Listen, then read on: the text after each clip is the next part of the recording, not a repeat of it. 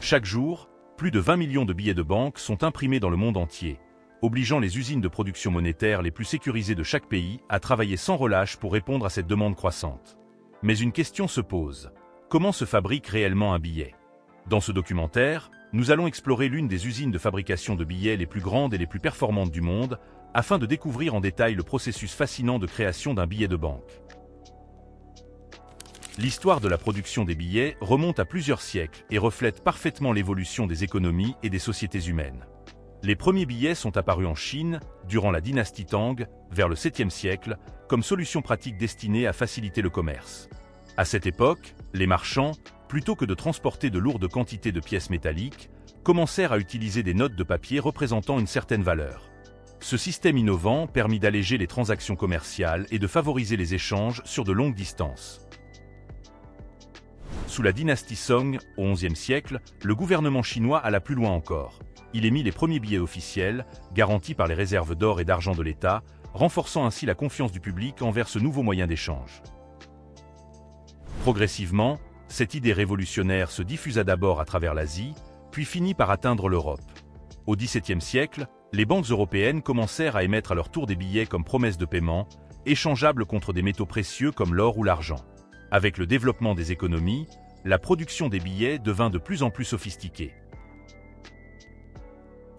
Au XVIIIe siècle, l'apparition de techniques d'impression plus avancées, comme la lithographie et la taille douce, permit de concevoir des billets à la fois plus artistiques, plus complexes et plus difficiles à falsifier. C'est à cette époque que furent introduits les premiers éléments de sécurité, notamment les filigranes et les encres spéciales, destinés à empêcher la contrefaçon. Puis, au XXe siècle, la fabrication des billets fut totalement industrialisée. Des machines automatiques et des procédés de contrôle de qualité furent introduits, permettant d'améliorer à la fois la précision, la rapidité et la sécurité du processus. Au fil du temps, plusieurs pays ont adopté les billets en polymère, un matériau plastique beaucoup plus résistant et durable que le papier traditionnel. De nos jours, les billets intègrent une multitude de mesures de sécurité de pointe.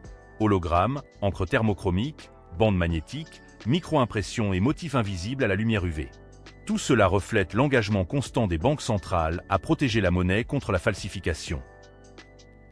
Aujourd'hui, le billet de banque demeure un symbole essentiel de l'économie mondiale. Et bien que les transactions numériques soient de plus en plus présentes, son histoire reste incontournable pour comprendre notre rapport à la monnaie et la manière dont nous gérons les échanges financiers. Mais alors, comment se déroule concrètement le processus de fabrication d'un billet? Le processus commence par la phase de conception.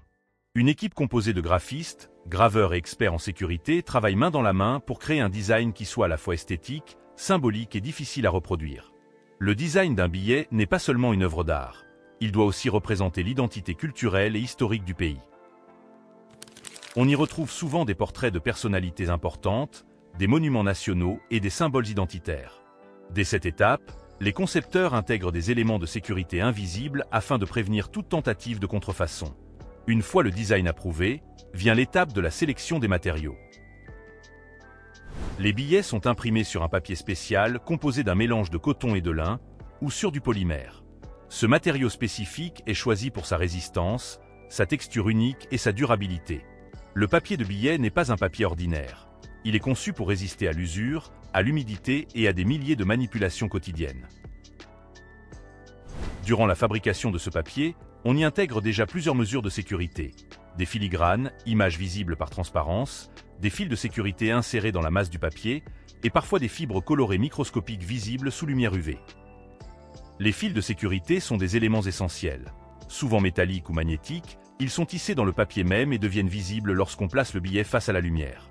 Ces fils comportent parfois des microtextes ou des indications précises, comme la valeur du billet. Leur composition magnétique permet également leur détection par des machines spécialisées. Les filigranes, quant à eux, sont créés directement lors de la fabrication du papier, à l'aide de moules qui modifient l'épaisseur du matériau. Ils forment des motifs, souvent des visages ou des symboles, visibles uniquement par transparence, ce qui rend leur reproduction extrêmement difficile. Parce qu'ils sont intégrés au papier et non imprimés, ils constituent l'un des moyens de sécurité les plus efficaces. Une autre couche de sécurité consiste à appliquer une fine feuille métallique sur le papier, par pression et chaleur. Cela ajoute une brillance caractéristique et renforce la résistance du billet. Ensuite vient l'étape la plus impressionnante, l'impression elle-même.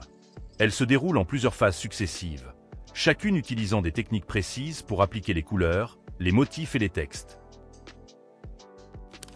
On commence par l'impression du fond, qui contient les couleurs de base et les motifs de sécurité.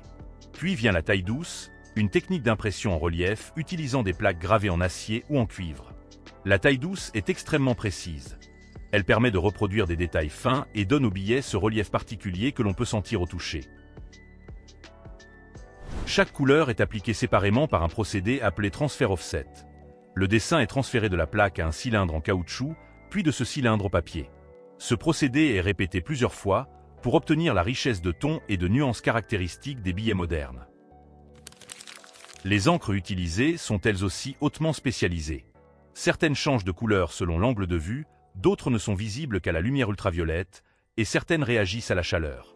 Les encres dites optiques variables produisent un effet visuel dynamique qui change selon la lumière, tandis que les encres thermosensibles disparaissent ou changent de teinte avec la chaleur. Ces technologies contribuent autant à la beauté qu'à la sécurité du billet. Les hologrammes constituent un autre élément incontournable, surtout sur les billets de grande valeur. Ils intègrent des images mobiles ou des effets de profondeur qui varient en fonction de l'angle d'observation.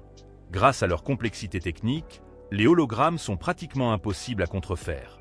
Une fois toutes les impressions réalisées, chaque billet reçoit un numéro de série unique, imprimé à grande vitesse par des machines automatisées. Ces numéros sont composés de lettres et de chiffres qui indiquent notamment le lieu et la date d'impression, ce qui permet de tracer chaque billet dans le système monétaire. Puis vient une phase de contrôle qualité extrêmement rigoureuse. Des scanners de haute précision examinent chaque billet, grossissant les détails des centaines de fois afin de détecter la moindre anomalie. Tout billet présentant un défaut, même minime, est immédiatement retiré du lot. On procède ensuite à la micro-impression, un procédé consistant à insérer des textes minuscules dans les motifs du billet, souvent autour des symboles ou des portraits. Ces inscriptions, à peine visibles à l'œil nu, nécessitent des techniques d'impression ultra fines et constituent une autre barrière efficace contre la contrefaçon. Une fois l'impression terminée, les feuilles de billets passent par la phase de finition. Elles sont soigneusement découpées à la taille exacte, puis traitées pour améliorer leur durabilité, notamment par laminage, afin de les protéger de l'humidité et de l'usure. Ensuite, les billets sont comptés, triés et classés selon leur valeur. Des machines automatiques de grande précision se chargent de cette étape, garantissant qu'aucun billet ne soit mal imprimé ou mal aligné. Les billets sont ensuite regroupés en paquets de 100 ou 1000 unités, scellés avec des bandes de sécurité et étiquetés. Chaque étiquette comporte des informations essentielles, la dénomination, la quantité et la plage des numéros de série. Ces données permettent un suivi parfait tout au long du stockage et du transport. Les paquets sont ensuite placés dans des boîtes de sécurité capables de contenir jusqu'à 10 000 billets, puis entreposés dans des coffres-forts à haute sécurité. Ces installations sont protégées contre les incendies, les inondations et les tentatives de vol, et sont surveillées 24 heures sur 24 par des systèmes électroniques sophistiqués. Lorsque vient le moment de mettre les billets en circulation, ils sont distribués aux banques et aux guichets automatiques. Chaque billet vit ainsi un long cycle. Il circule, s'use, puis finit par être retiré et détruit avant d'être remplacé par un nouveau. Ce processus se répète continuellement, garantissant un approvisionnement stable en billets propres, sûrs et conformes aux normes. Et voilà comment des millions de billets sont produits chaque jour à travers le monde. Un travail d'une précision extrême, fruit de siècles d'innovation et de perfectionnement technologique. Alors, qu'avez-vous pensé de ce fascinant processus? N'hésitez pas à le dire dans les commentaires. Si ce documentaire vous plaît, alors n'oubliez pas de mettre un like, de vous abonner et d'activer la cloche pour ne manquer aucun de nos contenus. Mais ne partez pas encore, ce n'est pas tout. La suite de cette vidéo sera tout aussi passionnante. Alors restez avec nous jusqu'au bout.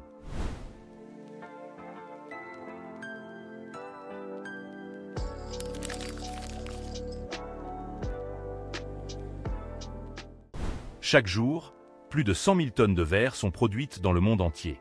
Rien qu'en France, la production annuelle atteint plusieurs centaines de milliers de tonnes, et au Brésil, elle est estimée à environ 1,5 million de tonnes.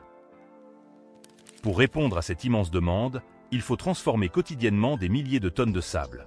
Cette ressource, apparemment banale, se révèle en réalité être la base d'un matériau indispensable à notre vie quotidienne. Mais vous êtes-vous déjà demandé comment cette fine poussière devient l'un des matériaux solides les plus utilisés au monde? Dans cette vidéo, nous allons voir en détail comment le verre est fabriqué à partir de la fusion du sable de silice. Restez avec moi jusqu'à la fin pour découvrir ce fascinant procédé, fruit de milliers d'années de savoir-faire et d'innovation. Le monde moderne ne pourrait tout simplement pas exister sans le verre. Cette invention extraordinaire de l'ingénierie est présente absolument partout autour de nous. On la retrouve dans les immeubles, dans les voitures, dans les smartphones, dans les lunettes, dans les écrans plats, et même dans les panneaux solaires qui alimentent une partie de notre énergie renouvelable. À première vue, le verre peut sembler fragile, mais il est en réalité capable d'une résistance étonnante. Lorsqu'il est trempé ou renforcé, il peut supporter des températures extrêmes, des pressions élevées et même des impacts violents. Grâce à sa robustesse et à sa polyvalence, le verre est devenu un matériau incontournable de la construction, de l'industrie et de la science. On pense que sa découverte remonte à l'Antiquité, lorsque des peuples anciens chauffèrent accidentellement du sable riche en silice avec des cendres de bois contenant du carbonate de sodium. En refroidissant, cette combinaison donna naissance à une matière vitreuse, l'ancêtre du verre tel que nous le connaissons aujourd'hui. Des légendes racontent même que des marchands phéniciens auraient allumé un feu sur une plage et découvert, le lendemain, cette matière translucide qui brillait sous le soleil. Les plus anciens objets en verre datent de l'Égypte ancienne et de la Mésopotamie, environ 3000 ans avant notre ère. Il s'agissait de petites pièces comme des perles, des amulettes ou des récipients, souvent opaques et colorés grâce à l'ajout de minéraux. En Égypte, le verre fut utilisé pour imiter les pierres précieuses et orner bijoux et objets religieux. Quelques siècles plus tard, vers 50 avant Jésus-Christ, les Romains inventèrent la technique du soufflage, qui révolutionna la production. Grâce à un simple tube creux, ils purent créer rapidement des amphores, des bouteilles, des coupes et des vitres. Cette découverte démocratisa l'usage du verre, qui cessa d'être un luxe réservé aux élites pour se répandre dans tout l'Empire. Au Moyen Âge, le verre connut un autre essor avec l'apparition des vitraux dans les cathédrales. Ces immenses compositions colorées, réalisées à partir d'oxyde métallique, permettaient de représenter des scènes bibliques tout en laissant entrer la lumière. Plus tard, à Venise, les maîtres verriers de l'île de Murano perfectionnèrent des techniques uniques comme le cristal de roche artificielle et les filigranes, donnant naissance à des pièces d'une finesse inégalée. Avec la révolution industrielle, de nouveaux fours et des machines modernes permirent la production à grande échelle. On vit apparaître les vitres planes destinées aux fenêtres et aux miroirs. Toutefois, le procédé demeurait coûteux et compliqué. Les plaques de verre étaient coulées sur des surfaces métalliques, puis longuement polies et poncées pour obtenir une surface lisse. Cela rendait la fabrication lente, peu efficace et très onéreuse. Un tournant décisif eut lieu en 1952, lorsque l'ingénieur britannique Sir Alastair Pilkington inventa la méthode dite du « flot de glace » ou verre flotté. Cette innovation consistait à faire flotter le verre fondu sur un bain d'étain liquide, garantissant une surface parfaitement plane et régulière. Grâce à ce procédé, il devint enfin possible de produire des vitres transparentes, lisses et uniformes, en continu, en grande quantité et à moindre coût. Aujourd'hui encore, plus de 90% du verre plat est fabriqué selon cette méthode. Les matières premières de base utilisées pour fabriquer le verre sont le sable de silice, le carbonate de sodium et le calcaire. On y ajoute souvent des morceaux de verre recyclés, appelés calcins, qui accélèrent la fusion et réduisent la consommation d'énergie, tout en limitant l'impact environnemental. Ce mélange de matières premières est appelé la batelée. Le sable de silice, représentant environ 60% de la composition, est extrait de gisements riches en quartz, comme les dunes, les lits de rivière ou les roches sédimentaires. Une fois collecté, il est lavé, tamisé et débarrassé de ses impuretés pour obtenir un matériau pur et homogène. Les grandes usines de verre peuvent recevoir jusqu'à 5000 tonnes de sable de silice par semaine. Les matières premières sont stockées dans d'immenses silos, puis soigneusement dosées et mélangées avant d'entrer dans le four. Chacun des composants joue un rôle spécifique. Le carbonate de sodium permet d'abaisser la température de fusion, tandis que le calcaire améliore la résistance du verre. Les éclats de verre recyclés, plus rapides à fondre, optimisent le rendement du four. D'autres additifs, comme les oxydes de fer, de cuivre ou de cobalt, apportent des teintes particulières, vert, bleu, brun ou même noir. Une fois préparée, la batelée est introduite dans le four de fusion. Ce four monumental, construit en briques réfractaires, fonctionne en continu 24 heures sur 24, parfois pendant 10 à 15 ans sans être éteint. La température y atteint entre 1500 et 1600 degrés Celsius, généralement grâce au gaz naturel. Les matières premières se liquéfient, libèrent des gaz et forment une masse homogène. La viscosité du verre en fusion est contrôlée en permanence pour garantir une qualité optimale. Le verre en fusion passe ensuite dans une zone plus chaude pour éliminer bulles et impuretés, assurant une composition et une homogénéité parfaite. À environ 1100 degrés Celsius, il s'écoule doucement sur un bain d'étain fondu, dans une atmosphère protégée composée d'azote et d'hydrogène pour éviter l'oxydation. La différence de densité fait flotter le verre sur l'étain, comme de l'huile sur l'eau. Grâce à la gravité et à la tension superficielle, la masse s'étale en une nappe continue, parfaitement plane et d'épaisseur uniforme. L'épaisseur finale dépend de la vitesse d'avancement du verre et du réglage de rouleau situé sur les bords. En sortant du bain, le verre est solide mais encore très chaud. Il entre alors dans un long four de recuit, appelé LER, où il est refroidi progressivement. Ce processus de refroidissement contrôlé empêche le verre de se fissurer ou de se briser trop facilement. Une fois stabilisé à température ambiante, il est transporté sur des convoyeurs pour être découpé par des machines automatiques. Ces dernières, équipées de pointes de diamants industriels, marquent la surface et permettent une cassure nette le long de la ligne de coupe. Les plaques peuvent être découpées en dimensions standardisées ou sur mesure. Tout le processus est supervisé depuis une salle de contrôle qui surveille en temps réel la température des fours, la qualité du verre, la vitesse de la ligne de production et la précision du découpage. Les plaques présentant des défauts sont immédiatement retirées, broyées et réintroduites dans la chaîne sous forme de verre recyclé. Les plaques validées sont empilées verticalement sur de solides chevalets métalliques, séparés par des protections pour éviter les rayures et les chocs, puis emballées et expédiées vers le marché. Dans le cas de la production artisanale, les étapes sont réalisées de manière beaucoup plus manuelle. Chaque four contient du verre fondu de différentes couleurs pour fabriquer des plaques variées. Les artisans utilisent des conches spéciales pour extraire le verre liquide, qu'ils doivent travailler rapidement afin qu'il ne se solidifie pas trop tôt. Plusieurs couleurs peuvent être mélangées pour créer des effets particuliers. Avant d'étirer la masse, le verrier la mélange avec un outil ressemblant à une grande fourche, puis la fait passer entre des rouleaux qui la pressent et l'aplatissent. L'écart entre les rouleaux détermine l'épaisseur finale.